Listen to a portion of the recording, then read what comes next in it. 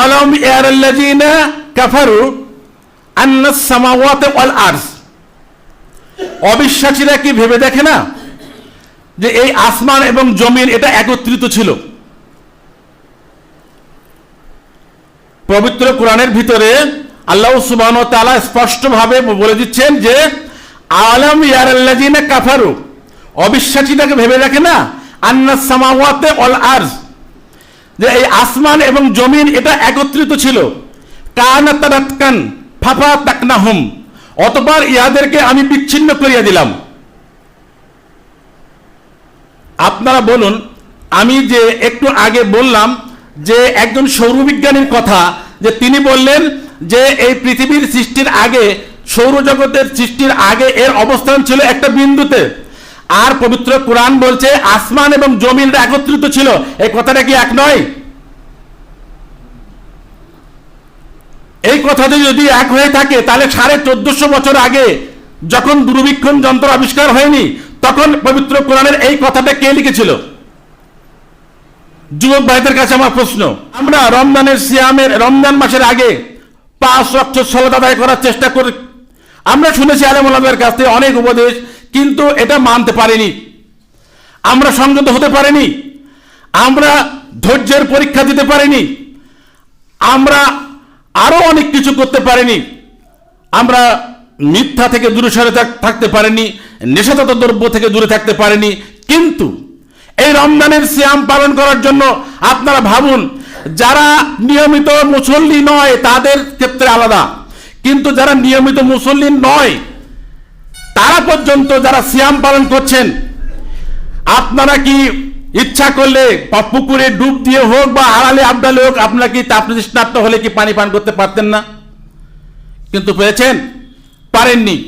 কেননা এখানে এটা আল্লাহ সুবহানাহু ওয়া তাআলার একটা নিয়ামত, আল্লাহ সুবহানাহু ওয়া তাআলা একটা এখানে একটা কল্যাণ রয়েছে।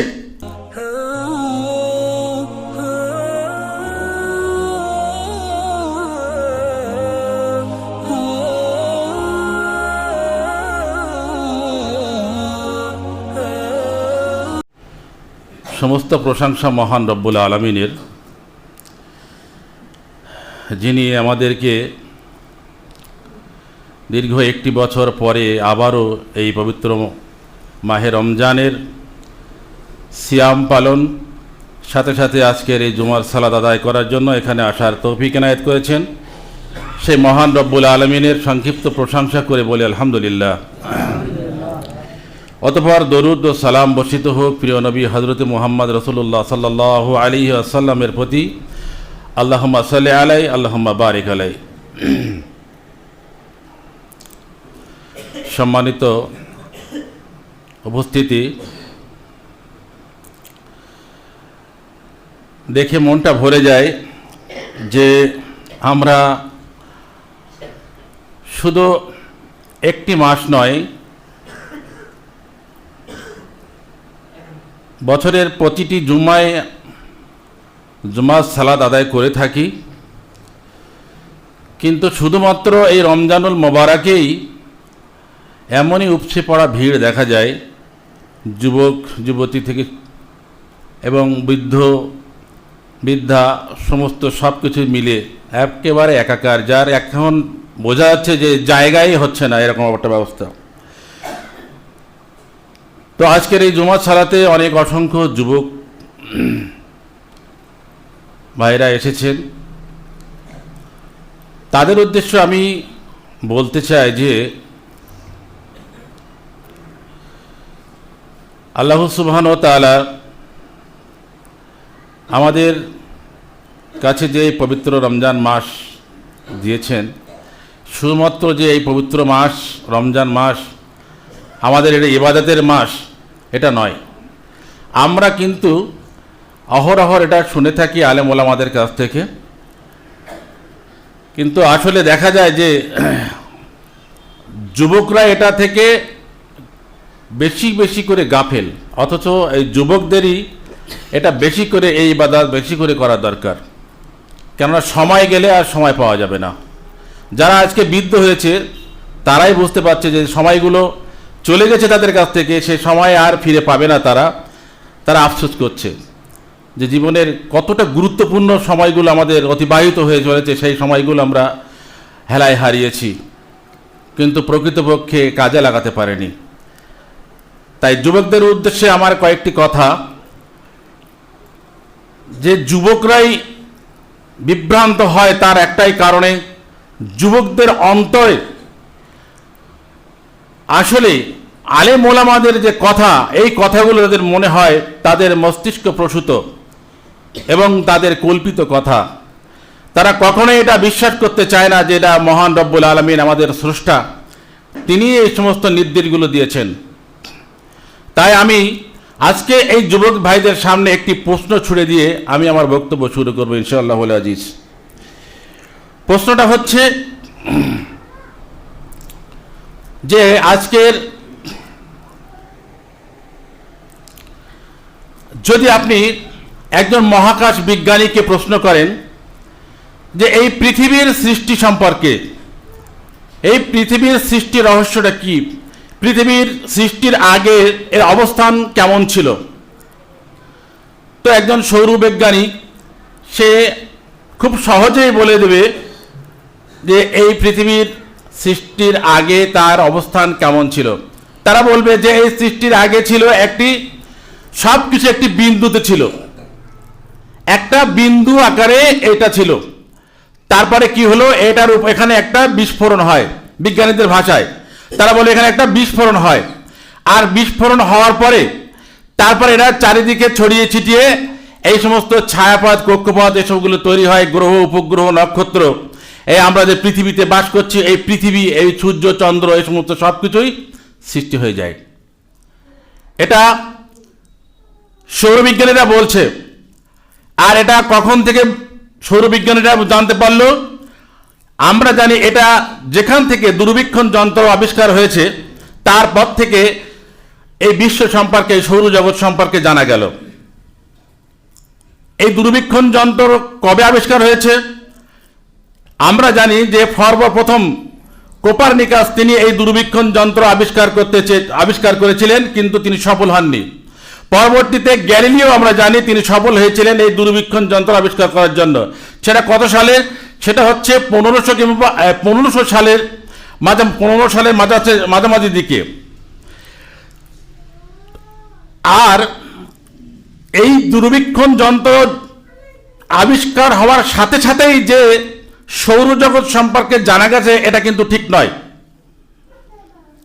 কেননা এই দূরবীক্ষণ যন্ত্র আবিষ্কার হওয়ার পরে তারপরে অনেক পরেই তার ক্ষমতা বাড়িয়ে বা অনেক কিছু করার পরে এই সৌরজগৎ সম্পর্কে মানুষ অনেক তথ্য জানতে পেরেছে। কিন্তু মূল যে তথ্যটা আমি বলেছি যে পৃথিবীর সৃষ্টির আগের ঘটনা, আগের যে অবস্থান, এটা হচ্ছে বিগ ব্যাং থিওরি। এই বিগ ব্যাং থিওরি সম্পর্কে মানুষ জানতে পেরেছে এখান থেকে এখনো 100 বছর হয়নি। এখানে 100 বছর হয়নি মানুষ জানতে পেরেছে এই বিগ ব্যাং থিওরি সম্পর্কে। কিন্তু পবিত্র কোরআনে এই বিগ ব্যাং থিওরি সম্পর্কে জানানো হয়েছে 1450 বছর আগে। 1450 বছর আগে পবিত্র কোরআনের ভিতরে উল্লিখিত আছে, আল্লাহ সুবহানাহু ওয়া তাআলা বলছেন যে আলাম ইয়ারাল্লাযিনা কাফারু আন্নাস সামাওয়াতি ওয়াল আরজ, অবিশ্বাসীরা কি ভেবে দেখে না যে এই আসমান এবং জমিন এটা একত্রিত ছিল। পবিত্র কোরআনের ভিতরে আল্লাহ সুবহানাহু ওয়া তাআলা স্পষ্টভাবে বলে দিচ্ছেন যে আলাম ইয়ারাল্লাযিনা কাফারু, অবিশ্বাসীটাকে ভেবে দেখে না আন্নাস সামাওয়াতি ওয়াল আরজ, যে এই আসমান এবং জমিন এটা একত্রিত ছিল। কানাতারাতকান ফাফাতাকনাহুম, অতঃপর ইহাদেরকে আমি বিচ্ছিন্ন করিয়া দিলাম। আপনারা বলুন, আমি যে একটু আগে বললাম যে একজন সৌরবিজ্ঞানীর কথা, যে তিনি বললেন যে এই পৃথিবীর সৃষ্টির আগে, সৌরজগতের সৃষ্টির আগে এর অবস্থান ছিল একটা বিন্দুতে, আর পবিত্র কোরআন বলছে আসমান এবং জমিন একত্রিত ছিল। এই কথাটা কি এক নয়? এই কথাটা যদি এক হয়ে থাকে তাহলে 1450 বছর আগে যখন দূরবীক্ষণ যন্ত্র আবিষ্কার হয়নি তখন পবিত্র কোরআনের এই কথাটা কে লিখেছিল? যুবক ভাইদের কাছে আমার প্রশ্ন। যদি এই প্রশ্নের জবাব আপনার কাছে থেকে থাকে তাহলে আপনি সালাত থেকে দূরে থাকতে পারেন, আপনি পবিত্র কোরআন থেকে দূরে থাকতে পারেন, রমজানের সিয়াম থেকে দূরে থাকতে পারেন, সমস্ত ইবাদত থেকে আপনি দূরে থাকতে পারেন। কিন্তু যদি এই প্রশ্নের উত্তর যদি আপনার কাছে না থেকে থাকে তাহলে অতি অবশ্যই আপনাকে দ্রুত আল্লাহর দিকে ফিরে আসতে হবে এবং আপনাকে সালাত আদায় করতে হবে 5 ওয়াক্ত এবং রমজানের সিয়াম পালন করতে হবে এবং আল্লাহ সুবহানাহু ওয়া তাআলার সমগ্র নির্দেশ আপনাকে মানতে হবে। না হলে আপনি গুমরাহী হয়ে যাবেন এবং কাল কিয়ামতের ময়দানে আপনাকে আপনার ধরা পড়ে যেতে হবে এবং আপনার ঠিকানা হয়ে যাবে জাহান্নাম। অতএব এই প্রশ্নের উত্তর আমাদের কাছে আছে বলে আমি জানি না। তাই আজকে আমি মনে করি যে এই পবিত্র কোরআনে যে কথা লেখা আছে এই কথা একমাত্র আল্লাহ সুবহানাহু ওয়া তাআলাই লিখতে পারেন, অন্য কেউ নয়, অন্য কোনো মানুষের মস্তিষ্ক প্রসূত নয় এবং কারোর কল্পিত কথা নয়। আর তাই যদি হয়ে থাকে তাহলে আজকেও আমি আপনাদের সামনে যে পবিত্র কোরআন থেকে আয়াতটি পেশ করেছি সেটাও হচ্ছে আল্লাহ সুবহানাহু ওয়া তাআলার কালাম, আল্লাহ সুবহানাহু ওয়া তাআলার বাণী। তো এটাকে সত্য বলে আপনারা মনে মনে প্রস্তুত হয়ে যান এটাকে মানার জন্য। খবরদার এর বিপক্ষে যাওয়ার চেষ্টা করবেন না, তাহলে কাল কিয়ামতের ময়দানে আমিও আপনাদের সামনে সেই দিন কৈফিয়ত চাইবো, যে সেদিনও আমিও আপনাদেরকে আল্লাহ সুবহানাহু ওয়া তাআলা হয়তো বা আমাকেও দাঁড় করিয়ে কৈফিয়ত চাওয়াবেন যে সেই দিনকে এরা কি সেদিনকে আপনার পথনির্দেশ দেননি, সত্য আপনার সামনে নিয়ে আসেননি, সেই দিন কিন্তু ধরা পড়ে যেতে হবে।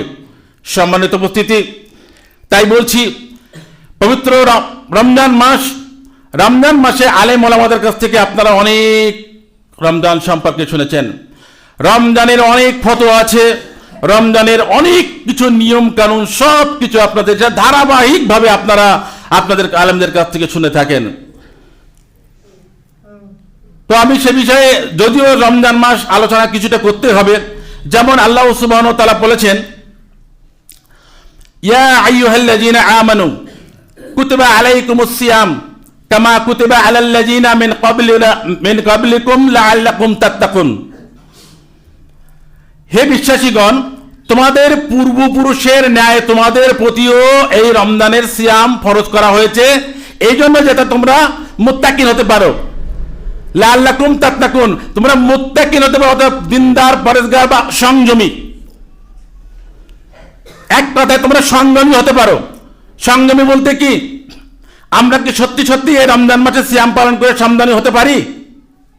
ঠিক আছে, দেখা যাক উদাহরণস্বরূপ। আচ্ছা, আমরা এই রমজান মাসের আগে কিংবা পরে আমরা যদি শত চেষ্টা করেছি, জুমার সালাত আদায় করতে পেরেছি, অনেক যুবক ভাইদেরকে বলছি আসতে পারেনি, অনেকবার চেষ্টা করেছি কিন্তু আসতে পারিনি। আমরা রমজান মাসের আগে 5 ওয়াক্ত সালাত আদায় করার চেষ্টা করি। আমরা শুনেছি আলেম ওলামাদের কাছ থেকে অনেক উপদেশ, কিন্তু এটা মানতে পারিনি। আমরা সংযত হতে পারিনি, আমরা ধৈর্যের পরীক্ষা দিতে পারিনি, আমরা আরো অনেক কিছু করতে পারিনি, আমরা মিথ্যা থেকে দূরে সরে থাকতে পারিনি, নেশাজাত দ্রব্য থেকে দূরে থাকতে পারিনি।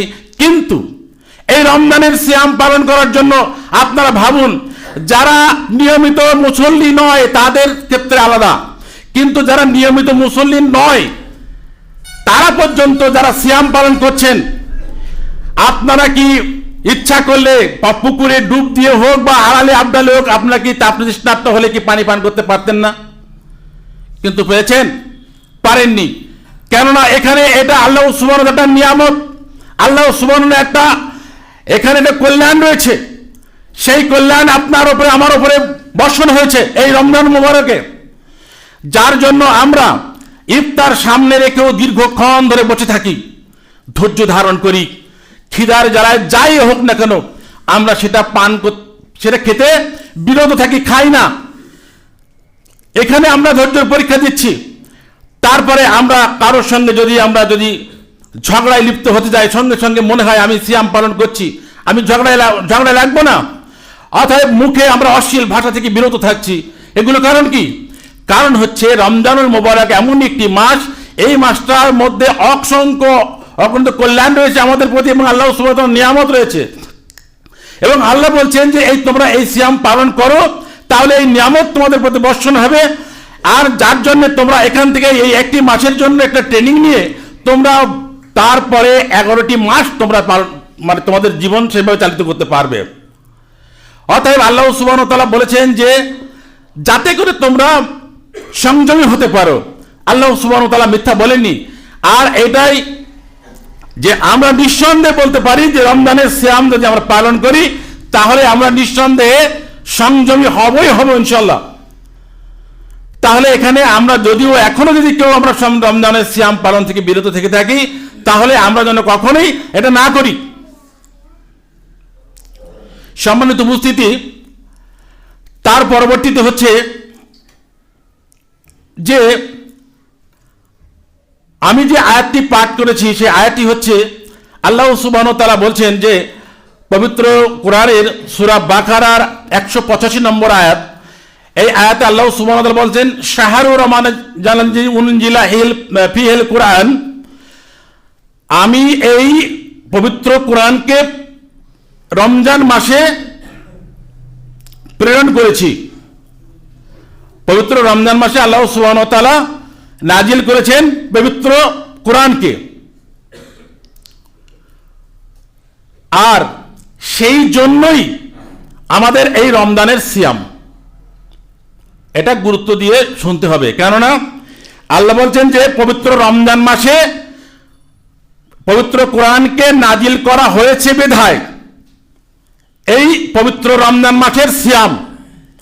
তার মানে কি, পবিত্র কোরআন নাজিল কারণে এই সিয়াম যদি হয়ে থাকে তাহলে গুরুত্ব কোনটার বেশি কোনটার কম? আজকের দিনে আমাদের কাছে গুরুত্ব কোনটা বেশি? এই মুহূর্তে আমরা যদি বিচার বিবেচনা করে দেখি তাহলে আমরা সব থেকে গুরুত্ব দিচ্ছি কাকে? পবিত্র রমজানের সিয়ামকে, অর্থাৎ রোজাকে। রোজাকে বেশি গুরুত্ব দিয়ে রোজার ইফতারে আনন্দ, সাহরির আনন্দ এবং তারাবির আনন্দ আমরা মেতে আছি। কিন্তু পক্ষান্তরে যার গুরুত্বটা বেশি ছিল সেই পবিত্র কোরআনকে আমরা উপেক্ষা করেছি। এটা কি ঠিক নয়? একটু সবাই বুকে হাত দিয়ে একবার চিন্তা করে দেখি যে যার কারণে সিয়াম পালন করতে হচ্ছে আমাদেরকে, সেই পবিত্র কোরআনকে আমরা উপেক্ষা করছি। এটা কি করে সম্ভব? সেই পবিত্র কোরআনকে আমরা মোটেই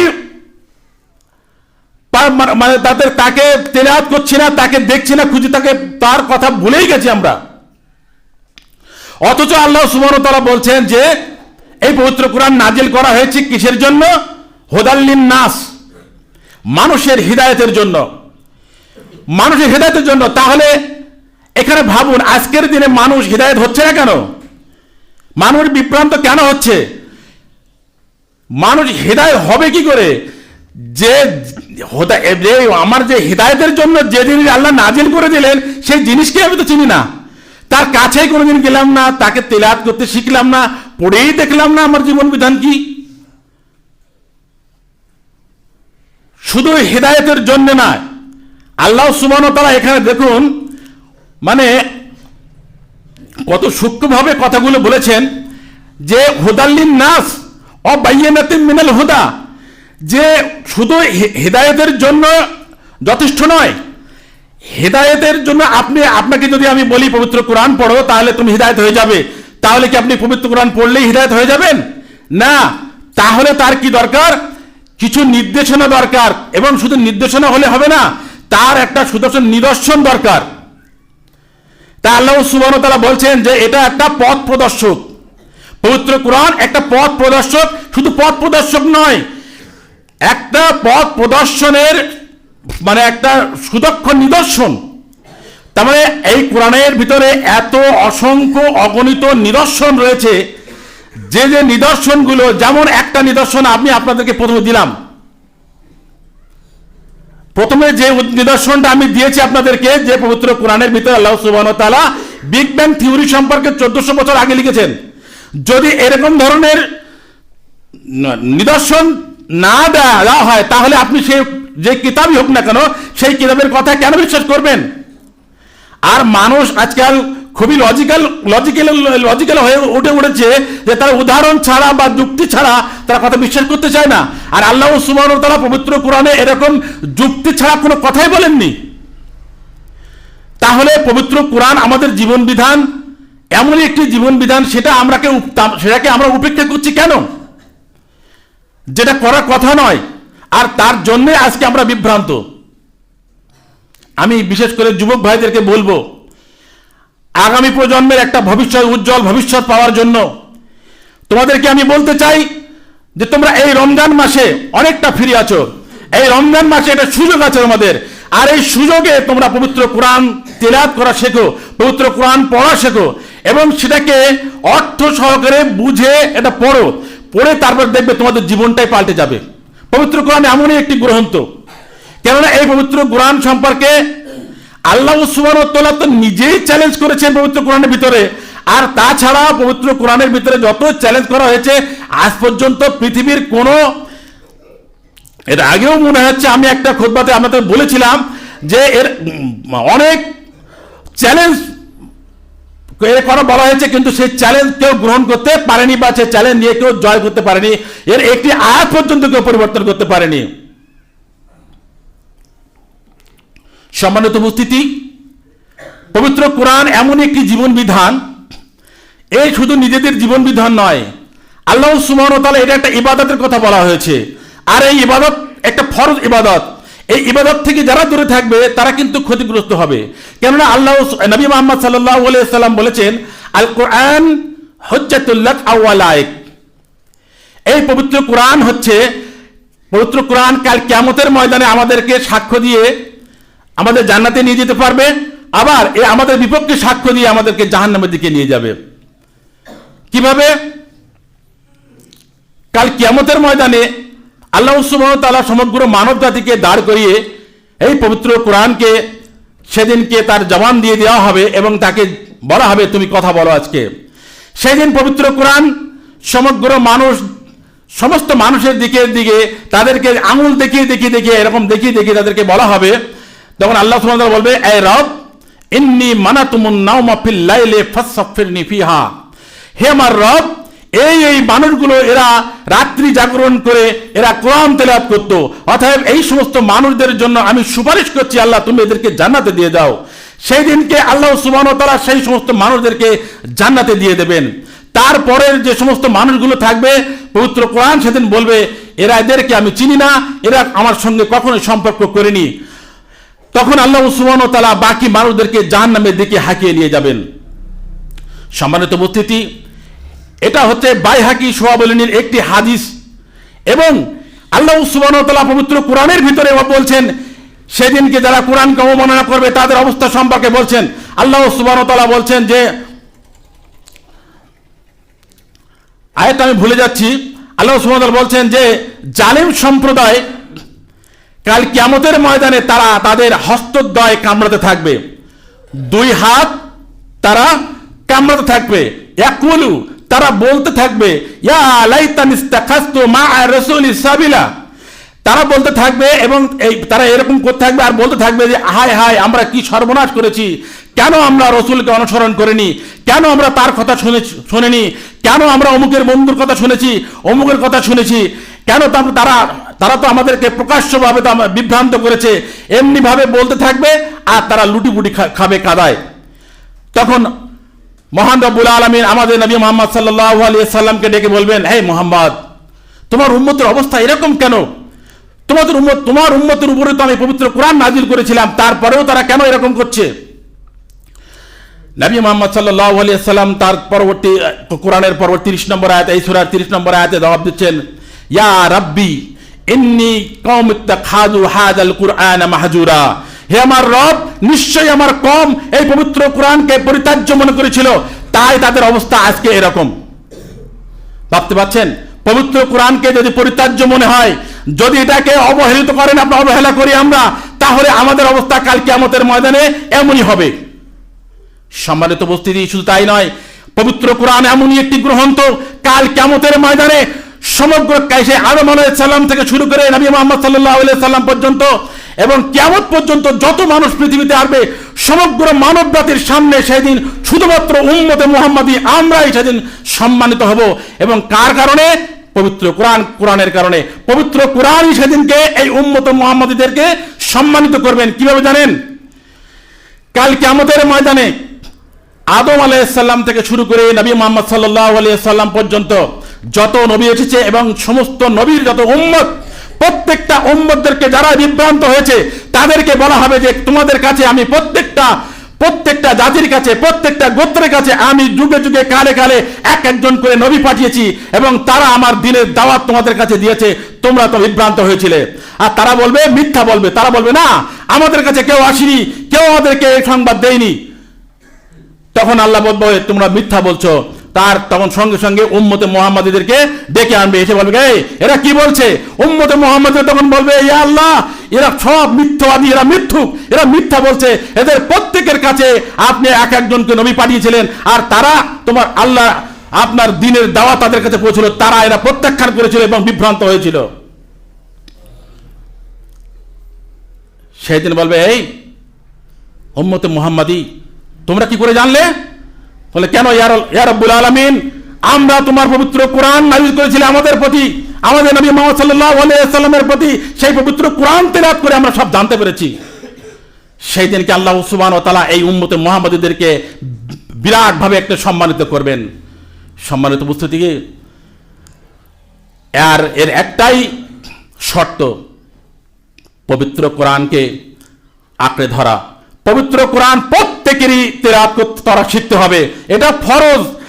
এটা আমরা কেন বুঝি না যে আমরা যাই করি না কেন 5 ওয়াক্ত সালাতের জন্য, যেমন আমরা প্রচন্ড শীতের রাতে ঠান্ডা পানি মেখে আমরা মসজিদে সালাত আদায় করতে আছি, এটা যেমন আমরা দায়বদ্ধতা, তা এটা কেন বুঝি না যে এই পবিত্র কোরআন আমাকে শিখতেই হবে।